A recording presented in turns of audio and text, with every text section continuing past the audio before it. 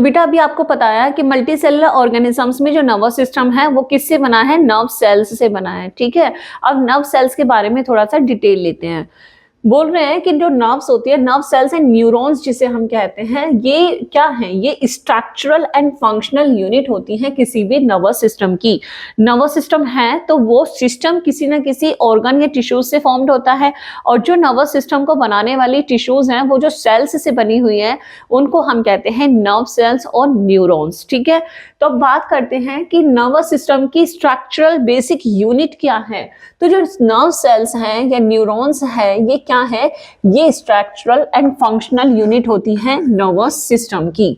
ठीक है, यहां से एक 1 मार्क्स का क्वेश्चन आ सकता है, तो यहां से आपने आंसर देना है कि what is the basic unit of a nervous system. तो नर्व सेल्स और neurons are in fact the structural and functional unit of nervous system. ठीक है, अगर हम बात करते हैं हायर और कॉम्प्लेक्स मल्टी सेलुलर एनिमल्स की, तो यहाँ पे जो नर्वस टिश्यू होता है, क्योंकि सिस्टम है जो टिश्यू से बना हुआ है, तो यहाँ पे जो नर्वस टिश्यू है ये कंसिस्ट होता है ऑफ नर्व सेल्स जिन्हें हम न्यूरॉन्स कहते हैं। ठीक है, न्यूरॉन्स में अब यहाँ पे आप देखेंगे कि इसमें नर्व फाइबर भी होता है, इसमें बंडल्स ऑफ नर्व फाइबर्स होते हैं जो फॉर्म करते हैं नर्व्स को। इसमें पैकेजिंग सेल्स भी होती हैं जिन्हें हम न्यूरोग्लिया सेल्स कहते हैं। इसमें एपेंडाइमल सेल्स भी प्रेजेंट होती हैं एंड न्यूरोसिक्रेटरी सेल्स भी प्रेजेंट होती हैं। तो जो हायर मल्टीसेलुलर एनिमल्स हैं उनका जो नर्वस टिश्यू है वो इन सभी से मिलकर बना हुआ होता है। नाम याद रखेंगे, न्यूरॉन्स हैं, नर्व फाइबर्स हैं, बंडल ऑफ नर्व फाइबर्स यहाँ पे होते हैं, पैकेजिंग सेल जिन्हें न्यूरोग्लिया करें, और अपेंडाइमल सेल्स और न्यूरोसिक्रेटरी सेल्स यहाँ पे प्रेजेंट होती हैं। अब बात करते हैं कि नर्वस सिस्टम को बनाने वाली जो सेल्स हैं जिन्हें हम नर्व सेल्स या न्यूरॉन्स कहते हैं, एक्चुअल में वो किस तरीके से फॉर्म्ड होती है, उनकी स्ट्रक्चर क्या होती है।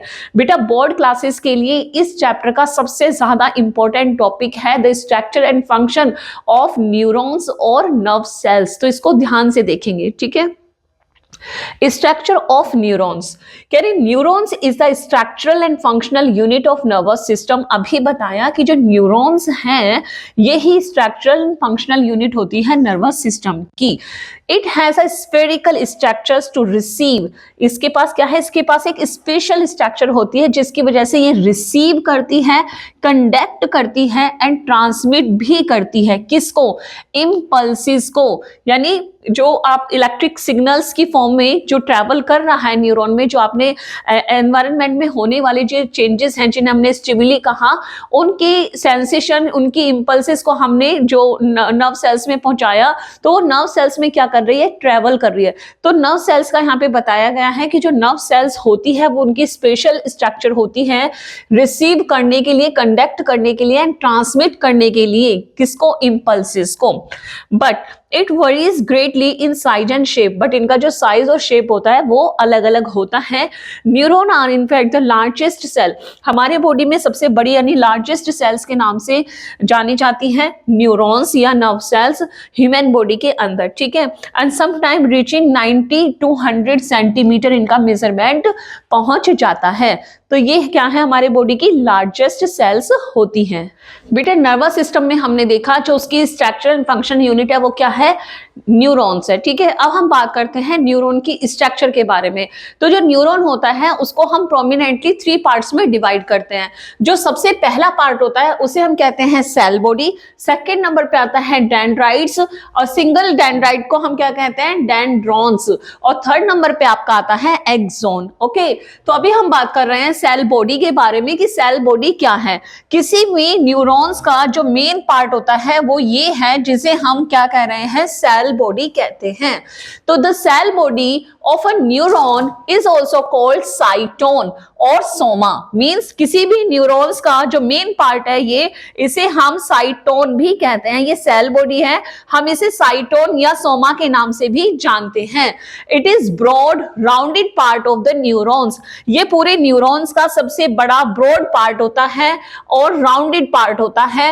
इट हैज अबाउंडेंट साइटोप्लाज्म, इसमें काफी मात्रा में साइटोप्लाज्म मिलता है और इसी को हम क्या कहते हैं, न्यूरोप्लाज्म कहते हैं। जैसे सेल के अंदर मिलने वाले प्लाज्म को हमने साइटोप्लाज्म कहा, उसी तरीके से न्यूक्लियस के अंदर मिलने वाले प्लाज्म को हमने न्यूक्लियोप्लाज्म कहा। सेम उसी तरीके से यहाँ सेल बॉडी जो है ये एक न्यूरॉन का पार्ट है, तो न्यूरॉन के अंदर मिलने वाले प्लाज्म को हम क्या कहेंगे, न्यूरोप्लाज्म कहेंगे। तो ये कह रहे हैं कि जो हमारा मेन पार्ट सेल बॉडी है इसमें एक साइटोप्लाज्म प्रेजेंट है जिसे हम न्यूरोप्लाज्म कहते हैं, और इसी न्यूरोप्लाज्म के अंदर एक लार्ज और स्फेरिकल शेप में न्यूक्लियस भी प्रेजेंट होता है। ये देखिए इसके सेंटर में क्या है, न्यूक्लियस। द साइटोप्लाज्म हैज, अब ये जो साइटोप्लाज्म या जिसे न्यूक्लियोप्लाज्म आप कह रहे हैं इसमें क्या क्या चीजें प्रेजेंट हैं, इसमें साइटोप्लाज्म की तरह माइटोकॉन्ड्रिया, गोल्जी एपरेटस, न्यूरोफाइब्रिल्स, ठीक है, न्यूरोट्यूब्यूल्स एंड स्फेरिकल ग्रेन्यूल्स इसमें प्रेजेंट होते हैं। तो ये सेल बॉडी है, सेल बॉडी के अंदर जो फ्लूइड है उसको हमने कहा न्यूरोप्लाज्म। न्यूरोप्लाज्म में स्फेरिकल राउंड आपके पास न्यूक्लियस है।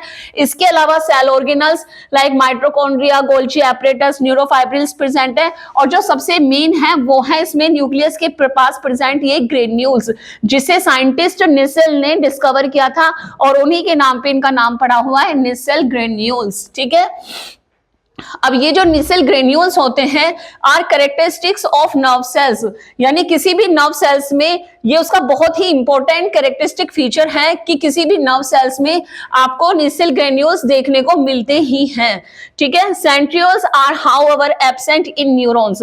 बेटा ये भी ध्यान देने वाली बात है कि जितने भी नर्व सेल्स या न्यूरॉन्स होती हैं इनमें सेंट्रियोल्स नहीं होती, सेंट्रियोल हमेशा इनमें एब्सेंट होती है। सेंट्रियोल्स का सेल डिवीजन में बहुत ही इंपॉर्टेंट रोल प्ले होता है। मींस जब भी कोई सेल डिवाइड करती है तो डिवीजन से पहले न्यूक्लियर डिवीजन होता है, और न्यूक्लियर डिवीजन जब होता है तो सबसे पहले सेंट्रियोल डिवाइड होती है। जब सेंट्रियोल डिवीजन करके अपोजिट पोल पे मूव करती है तो न्यूक्लियर डिवीजन के चांसेस वहां पे स्टार्ट होती हैं।